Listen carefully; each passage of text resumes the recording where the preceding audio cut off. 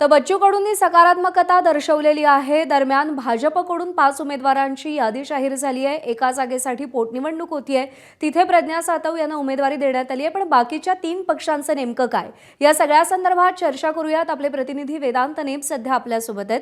वेदांत, भाजपनं 5 जणांची यादी जाहीर केली आहे, पण शिंदेंची शिवसेना, महाविकास आघाडी आणि राष्ट्रवादी यांचं अजून नेमकं काही ठरत नाहीये। काय घडतंय या तीनही पक्षांमध्ये?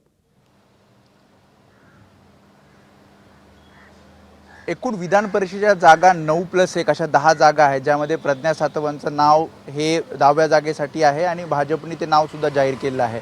आणि इतर 5 जी नावं आहेत, जी 5 जागा भाजप पक्ष लढवणार आहे, त्या 5 जागांवर कोण उमेदवार असणार हेही नावं जाहीर करण्यात आलेले आहेत।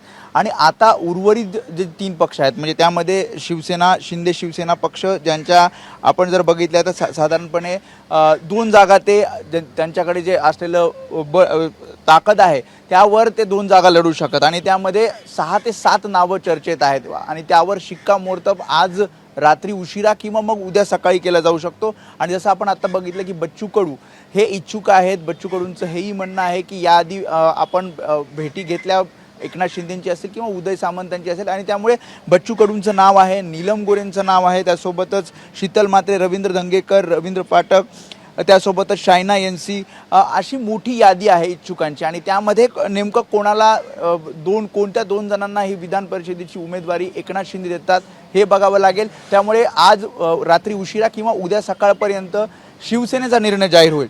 तर दुसरीकडे आपण बघितलं राष्ट्रवादी काँग्रेसकडनं सुद्धा आपण विचार केला तर अनेक नावं चर्चेला येतात, मात्र तिथंही निर्णय झालेला नाही आणि सायंकाळी 5 वाजेपर्यंत ही नावं जी आहेत ती एक नाव जाहीर केलं जाईल असं म्हटलं जातं। त्यामध्ये सुद्धा राजेंद्र जैन आहेत, विक्रम काकडे, अशी नावं ही समोर येतात। आणि अर्थातच महाविकास आघाडी 3 पक्ष मिळून एक उमेदवार देणार आहे आणि उद्धव ठाकरे यांचं नाव जवळपास निश्चित दिसते। मात्र उद्धव ठाकरे नेमका अधिकृत निर्णय कधी जाहीर करणार हे पाहावं लागेल।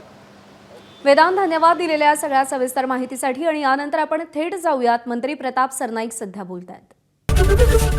एबीपी माझा, उघडा डोळे बघा नीट।